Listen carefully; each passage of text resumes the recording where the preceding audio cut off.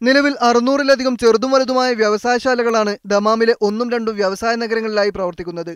ഇതിന് മേൽനോട്ടം വഹിക്കാൻ പൊതുമേഖലാ സ്വഭാവത്തിൽ വ്യവസായ നഗരങ്ങൾക്ക് പ്രത്യേക വകുപ്പ് ഏർപ്പെടുത്തിയതോടെ ലോകോത്തര നിലവാരത്തിലേക്ക് വ്യവസായ മേഖലകളെ പരിവർത്തിപ്പിക്കുന്നതിനുള്ള ശ്രമങ്ങൾ നടന്നുവരികയാണ്.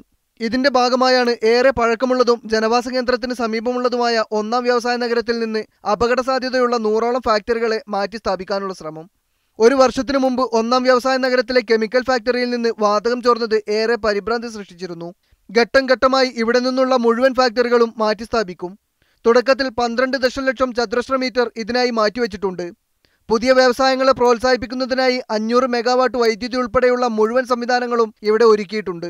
ജലസേചന സൗകര്യങ്ങളും മറ്റ് അടിസ്ഥാന സൗകര്യങ്ങളും ഏറ്റവും ആധുനിക രീതിയിലാണ് ഇവിടെ സംവിധാനിച്ചിട്ടുള്ളത്.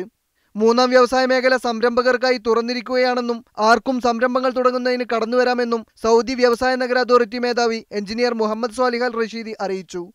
Sajida Rattupuzha, media 1, Dammam.